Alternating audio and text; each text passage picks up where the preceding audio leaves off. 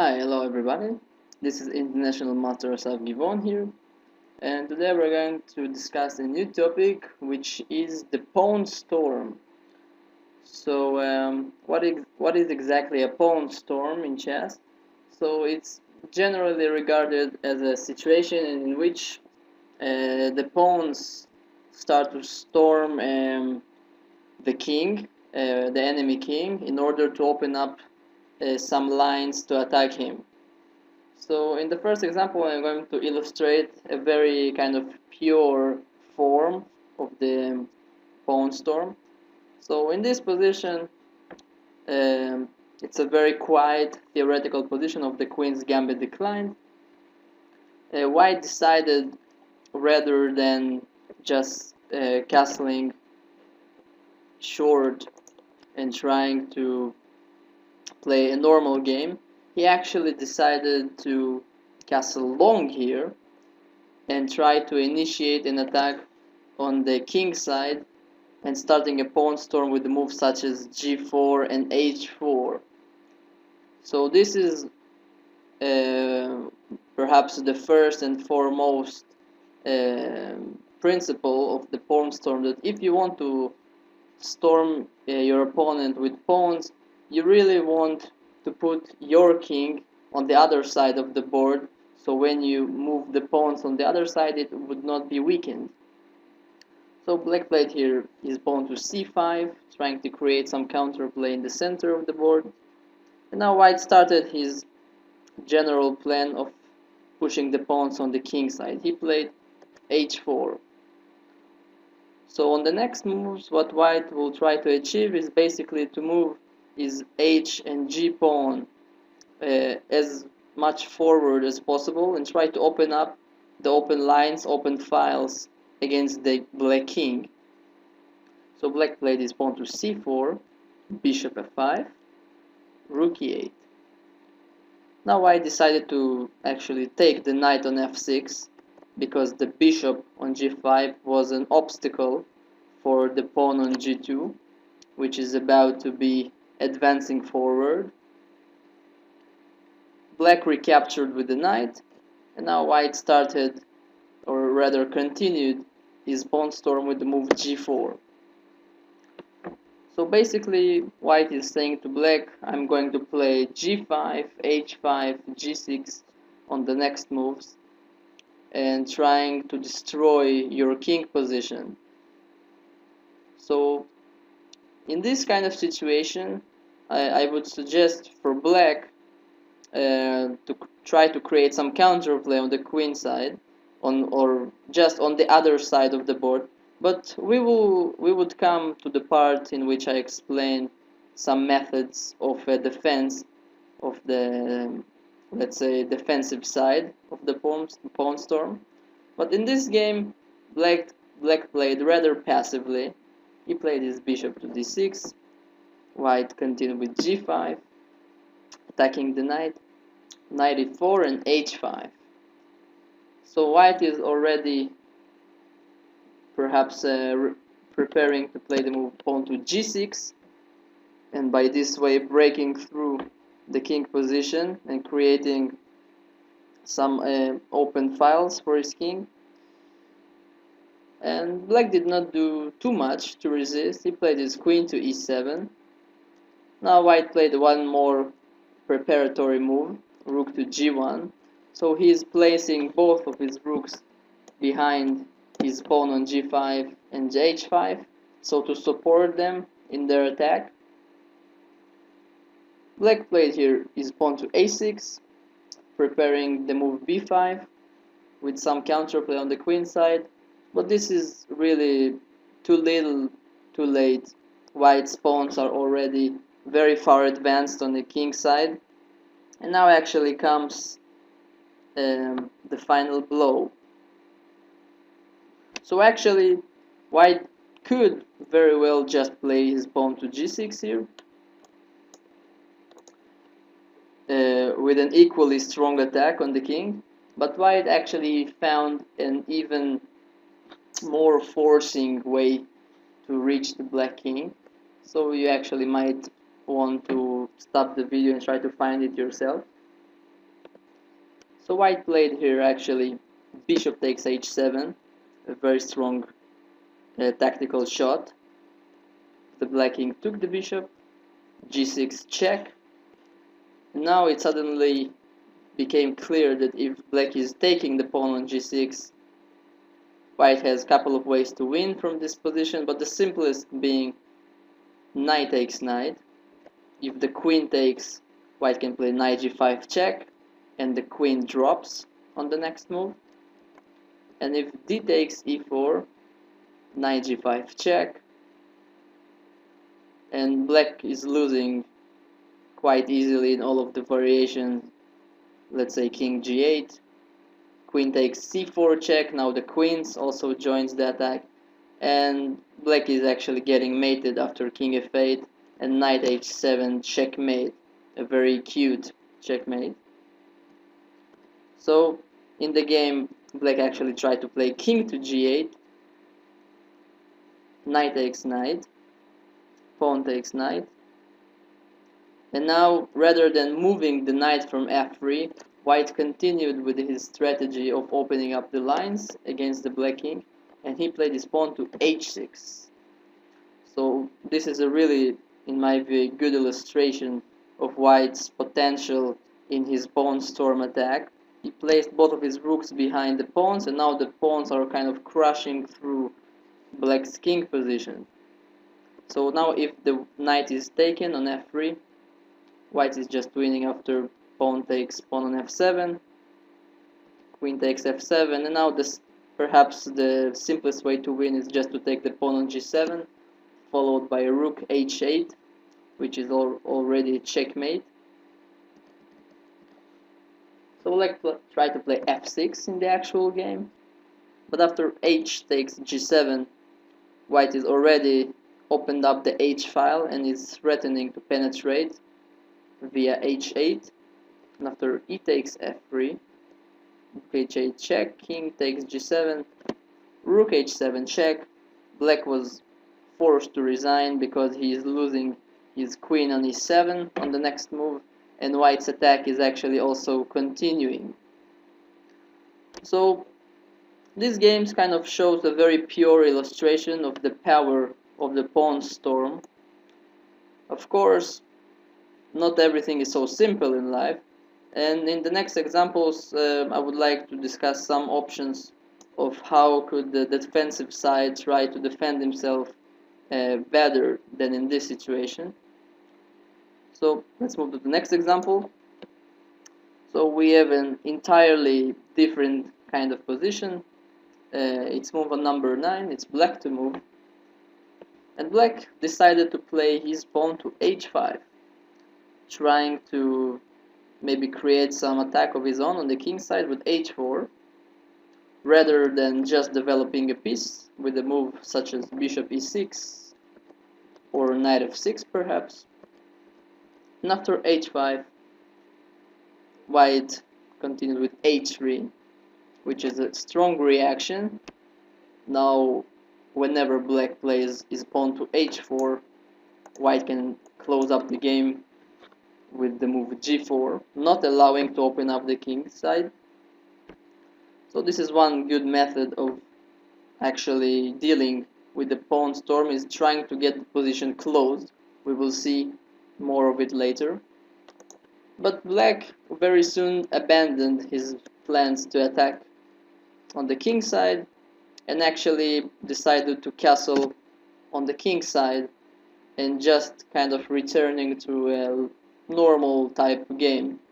But we must remember that the pawn on h5 is now not on h7 anymore, so the black king position is slightly compromised, and actually white will later on use this fact to attack the black king.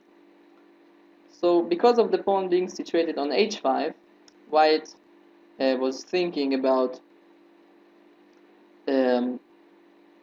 perhaps in the future trying to attack the black king. So he did not castle yet on the king side. He decided to keep his king in the center at the moment. He played his rook to b1, a developing move. Black played knight to e5. And now this knight on e5 was actually the, let's say, gave white a tempo for his attack, and now the move f4 once again came up with a tempo on the knight on e5, and after knight e7, now white used this pawn on h5 very well to try to open up the lines and start his own pawn storm on the king side, and he played this pawn to g4.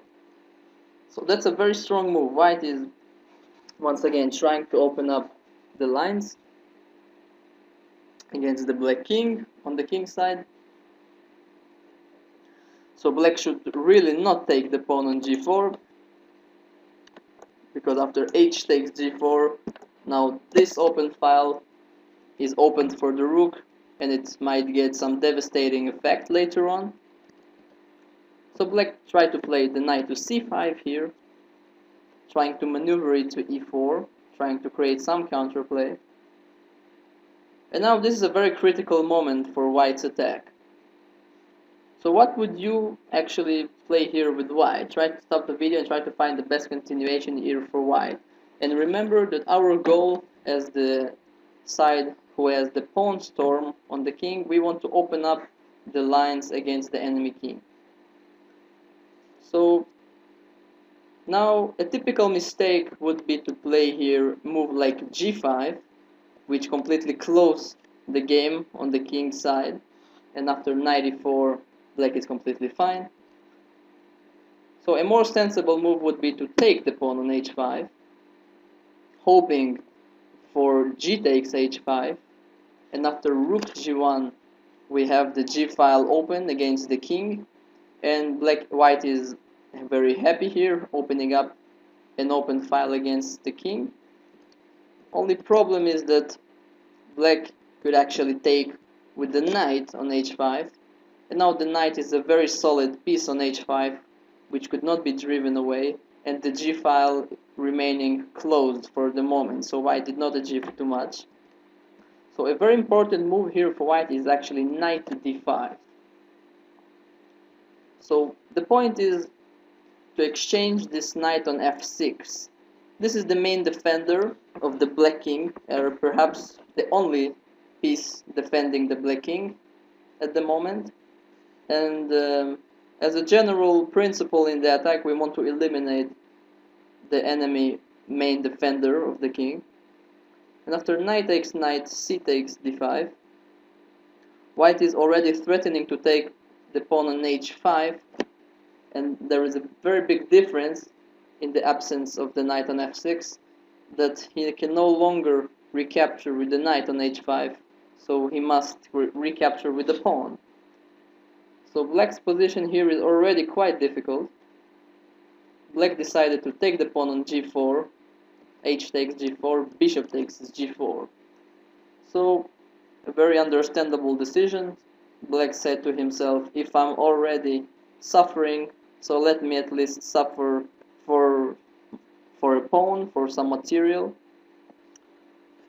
But now with the h file being open for the white rook, white's attack becoming already very strong here.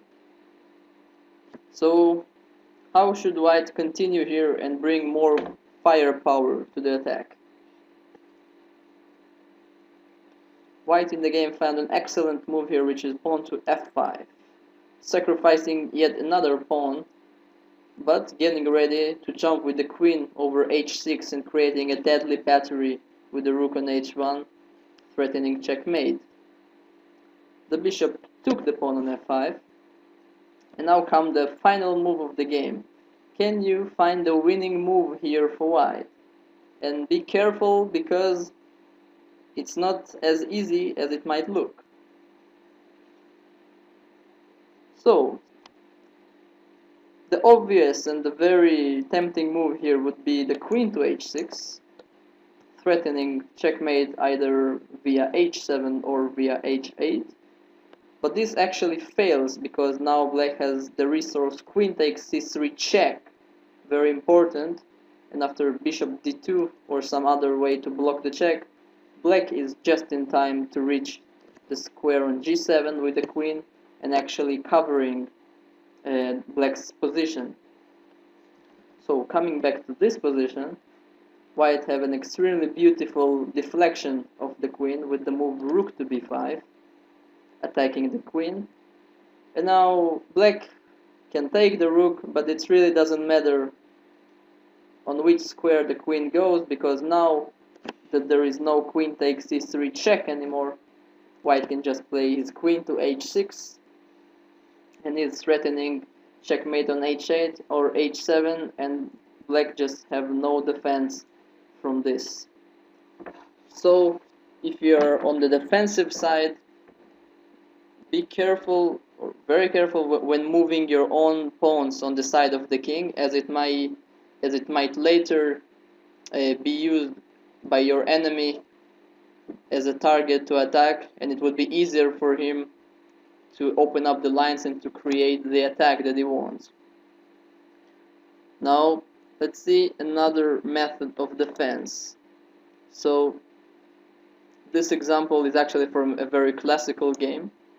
So we have Boris Spassky with the white pieces, former world champion, and with the black pieces, another former world champion, Tigran Petrosian, playing with the black pieces.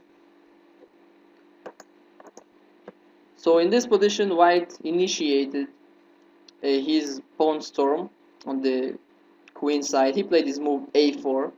So we see a similar situation here with both kings are on opposite sides, and each side will try to attack his enemy king on the next moves.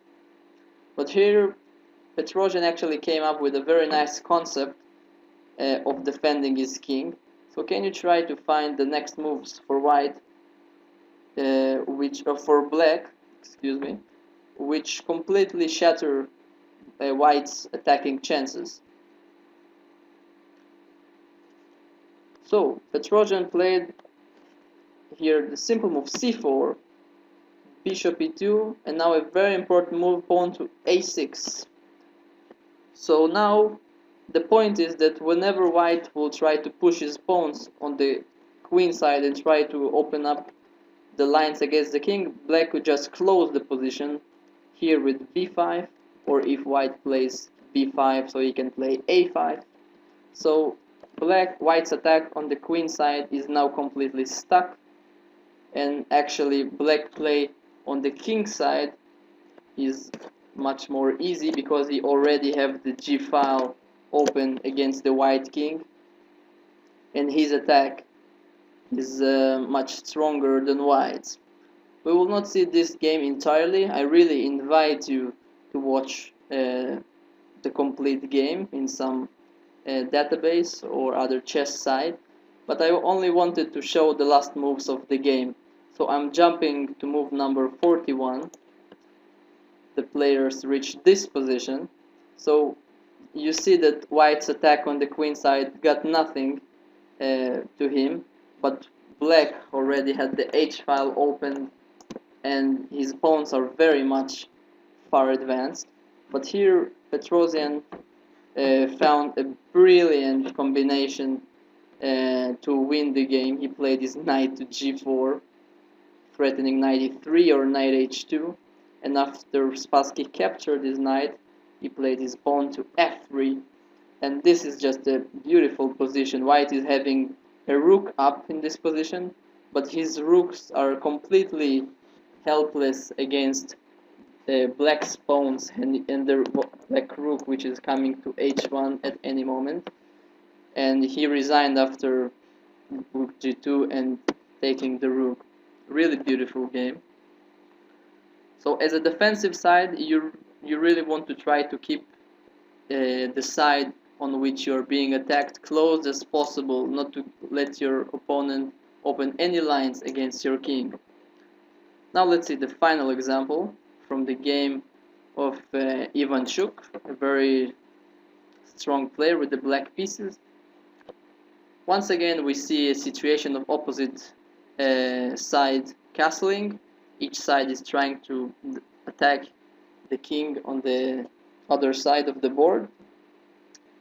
And here it's white to move. he played a typical breakthrough on the queen side. He played his pawn to g6, once again trying to open up the lines against the enemy king.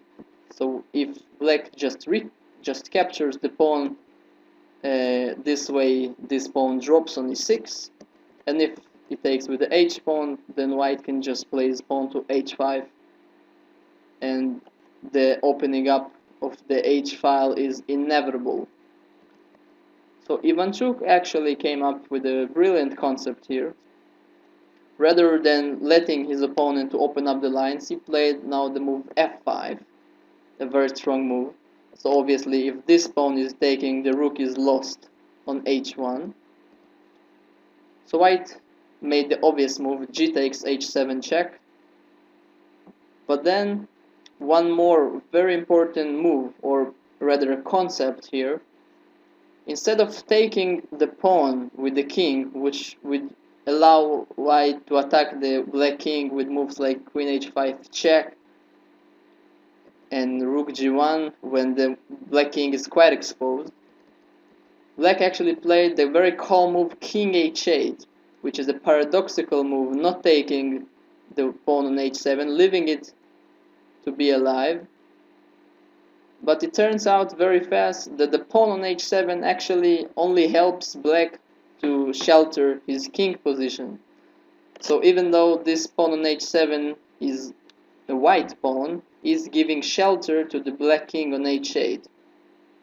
And now actually black started his own counterplay on the queen side with the move a4, and he's later on managed to win a very fine game.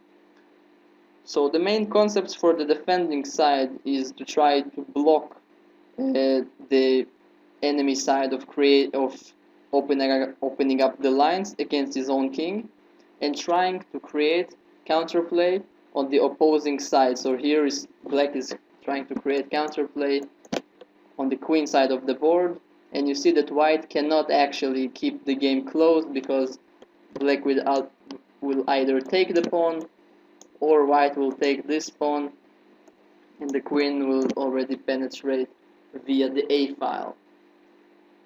So these are really the main concepts that I wanted to show about the pawn storm. Thank you very much for watching. I hope you enjoyed this video. I really enjoyed it very much. See you next time. Bye bye.